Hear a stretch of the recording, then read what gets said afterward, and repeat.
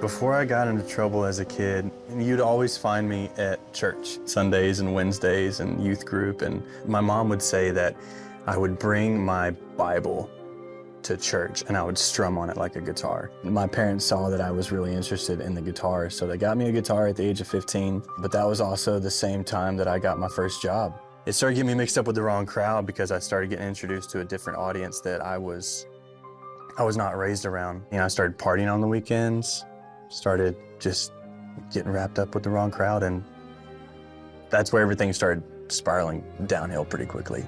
I was going to church and hanging out with my friends at youth group, and I was on stage leading worship. On the weekends, I was trying to hang out with a completely different crowd that I didn't fit into. This gift of life from you, I can't comprehend. That led to some poor choices where I was breaking and entering. I was committing theft. Before I knew it, I was standing in a courtroom. I had just turned 18, and here I am, and I'm standing in a courtroom before a judge because it's now all caught up with me. All my days I've tried to understand. I remember feeling just super convicted in my heart because that's not how I was raised. In the season of doubt, would you show me your heart? I knew that I had made a mistake, but here I am trying to bury it and try to lie. That memory of being in the courtroom before that judge, I remember him looking at me with a confused look on his face. He said, "I'm looking for a record that doesn't exist. Never seen you before. This is probably your first time getting into trouble. It's definitely your first time getting caught." And I remember him saying, "All right, Justin, this is what I'm gonna do for you today. I'm going to give you a choice. You have the choice to go to jail today. You might get out early if you're on good behavior, and you're gonna have a felony on your record the rest of your life. Or I would like to offer you the opportunity to do a lot of community service, and whenever I say a lot, I mean a lot. And after that, I want you to go join the military. It's totally up to you if you want to do that, but I want to give you that option today." And that's what I chose. I chose to join the military. My hopes and dreams of doing music was completely out the window.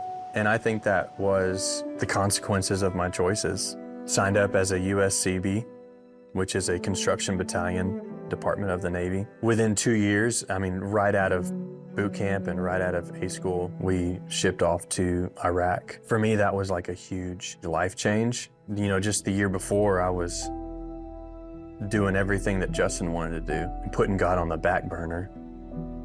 But now here I am, fighting for the very freedom that I took for granted.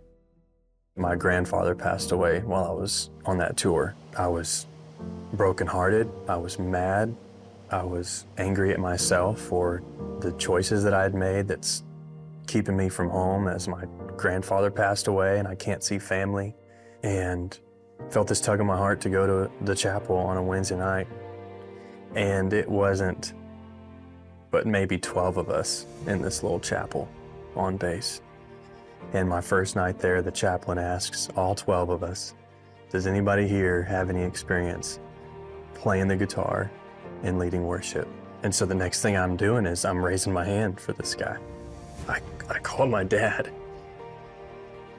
and I wondered what it was like for my dad to hear the voice of his prodigal son asking, "Dad, can you ship me my guitar because there's an opportunity for me to lead worship?" I know that God was putting that guitar back in my hands. Seeing the things that I saw over there, experiencing the things that I experienced, I thought that now coming home from overseas that I could just do like a complete restart and everything would be just fine and great whenever I get back home, and that wasn't the case. I am just mad at everything and everyone. I have PTSD from seeing combat. Now I'm turning back to alcohol. Now I'm turning back to the addictions that I had before I joined the Navy, and I thought that this could be a complete redo. Now I'm back to square one. And I'm starting to lose sight again of how God put the guitar back in my hands. I was working a full-time job. and dealing with all these emotions of PTSD and depression, alcohol and addiction. And a friend of mine that I worked with invited me to this music studio, and the studio engineer, he said, "Do you want to get in there with your guitar and just record something? You can." And I remember after leaving that studio, or I was about to leave the studio, he handed me this CD. He said, "Here's what you recorded." And in that moment, the Lord said, "Justin, this is what I want you to do with your life." And I went back to my apartment and I dumped all the alcohol down the drain. I just did away with it. I never craved it again. To this day, never craved it again. I believe in you, but help my unbelief. Life starts changing from that moment. I start writing music. I'm now starting to work through that process of starting a personal relationship with God, with Jesus. I quit my job with the support of my wife, Ashley, and I just go all in with music. I'm traveling all over doing music festivals and leading worship at churches. I thought that what I was doing was completely all for God, and God made it very clear to me that I fell back into this pit of complacency. It was all about me, and I. The real shift came in the face of the pandemic, in the face of fear, in the face of uncertainty. I go back out on the road and I'm sitting in my van. The Lord says, "I want you to go home and I want you to do a night of worship and revival at your hometown." I said, "All right, Lord, I feel like you got my attention this year with everything that's been going on. I feel like my heart is in the right place for this. Where do you want me to do this night of worship?" He said, "I want you to do it at the courthouse." I said, "Forget it. I just can't do it. I just can't bring myself to go back to that place." I lost that argument with the Lord. And on December 12th, 2020 was a personal revival for me. Because I remember being on that stage and I was thinking that this was a revival for my hometown. And I realized that it's a revival for me.